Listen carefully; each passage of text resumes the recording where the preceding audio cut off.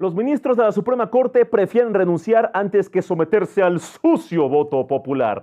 Además, el ministro González Alcántara hace unas últimas maromas legales en un último y desesperado intento de echar atrás la ley judicial. Ricardo Monreal le especifica a este ministro que no puede decir que algo que ya está en la Constitución es inconstitucional. Además, hablaremos de ese fiscal en Querétaro al que le anda gustando amenazar a personas de 14 años de edad con meterlas al tambo. Y finalmente, hablaremos de los 400,000 barriles de petróleo mexicano que harán lo mismo que Felipe Calderón, o sea, irse directo a la Cuba. Antes de comenzar, te pido un like, comentar, compartir y lo más importante, tocarme la campanita, que ya comenzamos.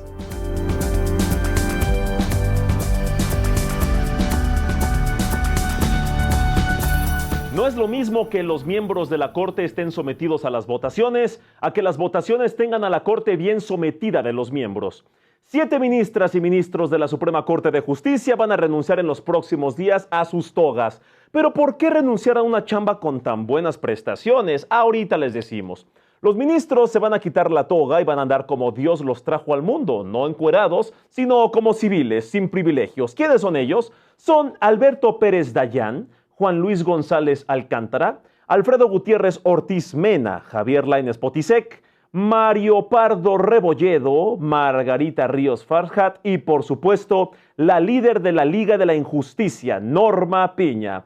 De todas formas, el ministro Luis María Aguilar ya iba a terminar su periodo este 30 de noviembre, así que pues él de todos modos ya se iba, pero pues le encanta el drama.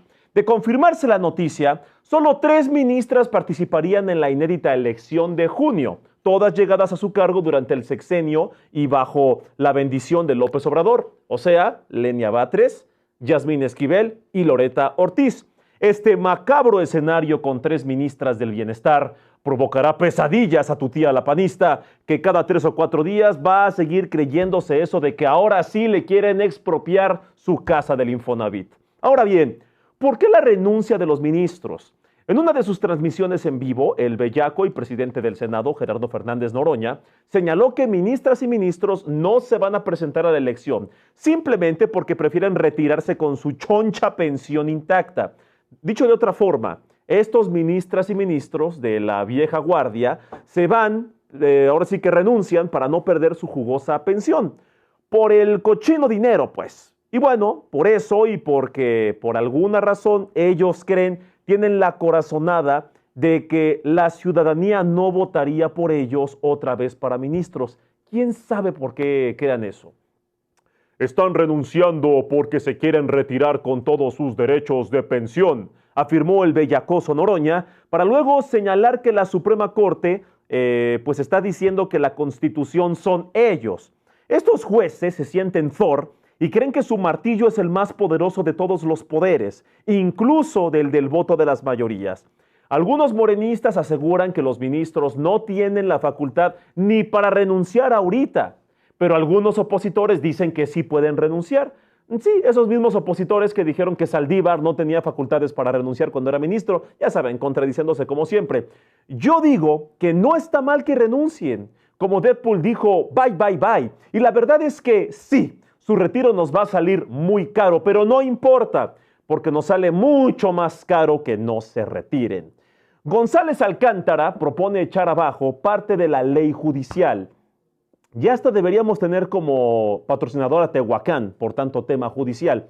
Pero es que las noticias sobre este castroso tema pues no terminan. Ahora resulta que el ministro Juan Luis González Alcántara presentó ayer un proyecto de sentencia que eliminaría la mayor parte de las reglas ya aprobadas de la entonces reforma judicial, ahora ley.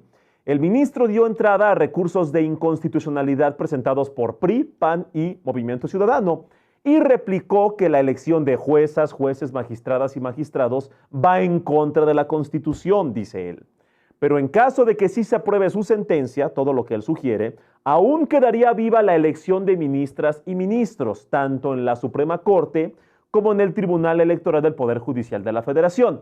Hasta ahorita no hay fecha para que la Suprema Corte vote el proyecto de González Alcántara. Se rumora, se cree que sería el martes 5 del mes que viene, pero todavía no se sabe.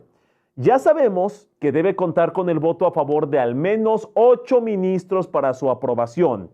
¿Será este el fin de todo lo que planteó la reforma judicial o solo son más martillazos de ahogado por parte de los jueces salientes? Ricardo Monreal dice que una sentencia de la Suprema Corte no va a detener sus macabros y morenistas planes. Luego de conocer estas atrevidas sugerencias de la Suprema Corte, Ricardo Monreal se lanzó contra el ministro González Alcántara, señalando que no tiene competencia para destruir lo que ya está en la Constitución y adelantó que en Morena no plantean hacerle caso a un simple proyectillo de sentencia. No lo dijo así, es un decir. El coordinador de los diputados de Morena, el señor Monreal, señaló que el Poder Legislativo no puede admitir que un ministro les eche abajo una reforma ya aprobada y publicada, especificando que la bancada de Morena dice que la elección de jueces, magistrados y ministros va porque va. Así llueva, truene, relampaguee o los ministros pataleen. Finalmente calificó como bárbaro y fuera de la legalidad al proyecto de sentencia de la Suprema Corte diciendo que es inconstitucional, algo que ya está en la Constitución. Porque recuerden, amigos, la reforma judicial ya no es reforma. Ahora es como Beto Cuevas en sus inicios, o sea, es la ley. Citlali Hernández le entra al caso de Esmeralda. Y ahora sí, en otros temas mucho más indignantes, pasando a otros asuntos, el caso de una adolescente, Esmeralda, sigue impactando a toda la sociedad mexicana y ha generado una oleada de críticas a la Fiscalía del conservador estado de Querétaro. El caso se ha hecho viral. Ustedes recuerdan, seguramente han visto en redes sociales, la indignante historia de una niña de 14 años, abusada, embarazada y que presuntamente perdiera al bebé en gestación, teniendo que pagar una multa al abusador y además pasando años en la cárcel. Víctor de Jesús Hernández, titular de la Fiscalía, ordenó mantener a Esmeralda en prisión domiciliaria y acusa que el adolescente habría estrangulado al producto y no sufrido de un aborto espontáneo. Además, el fiscal señala que la defensa de Esmeralda no ha podido acreditar que sufrió de un abuso, como si fuera responsabilidad de una niña de 14 años demostrar que la abusaron y no fuera chamba de la propia Fiscalía, que para eso les pagamos. Y por supuesto que el caso ya llegó hasta lo más alto de la política, hasta la propia presidenta Claudia Sheinbaum. La presidenta condenó los hechos y pidió lo evidente, no criminalizar a una persona abusada que solo tiene 14 años de edad. Horas más tarde, la titular de la Secretaría de Mujeres, Citlali Hernández, quien estuvo aquí hace unas semanas, publicó en Twitter que se había reunido con el fiscal estatal y ambas partes acordaron salvaguardar los derechos e integridad de Esmeralda. Un mensaje que no aclara mucho, pero que suena a que, pues todo apunta a que el adolescente ya la libró, ya es inocente o ya será declarada inocente. Ahora habrá que ver qué sucede con todos los conservadores coprotagonistas de esta indignante historia, para que vean que el poder de la opinión pública también consigue justicia. México envía 400,000 barriles de petróleo a Cuba. Se les dijo, Chairo, se les dijo que Claudia Sheinbaum era comunista, chavista, socialista y Windows Vista. Se les dijo. Pues ahora el gobierno de México envió un cargamento con 400,000 barriles de crudo a Cuba, un país que sufre una ola de apagones por falta de combustible para echar a andar sus plantas de generación de electricidad.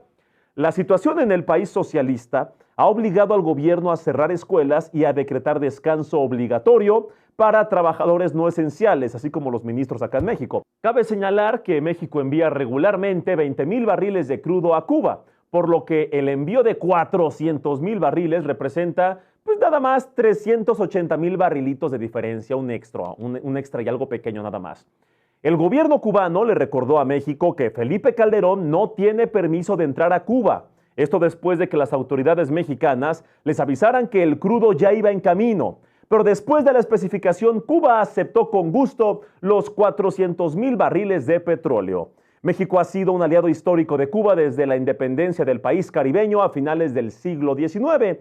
Y esta bonita amistad ni siquiera se rompió con la llegada de Fidel Castro, pese a la presión internacional. Es más, aquí lo vemos hablando con Peña Nieto sobre sus libros favoritos. Sin embargo, la derecha siempre ha visto con coraje esta relación y la noticia del envío de petróleo revive las clásicas críticas a cualquier gobierno que quiera ayudar a Cuba, en las que se acusan de ser cómplices de un régimen que no respeta los derechos humanos y que por eso México no debería ayudar a estos cubanos. Como si nuestro vecino del norte, al que tanto admira la derecha mexicana, fuera una nación bien respetuosa de las naciones. Y antes de que nos convirtamos en Cubazuela del Norte, yo me despido, no sin antes recordarte que nos des un like, que nos comentes, que nos compartas, pero que pues comenzando la semana, comencemos con ese toque de campanita con el que tanto me estimulas y me motivas a seguir dando noticias. Amigo, me despido. Mañana Estefanía Veloz, muy temprano en SDP Mañana, y también mañana tu servidor Poncho Gutiérrez, aquí mismo en SDP Noches. Muchas gracias.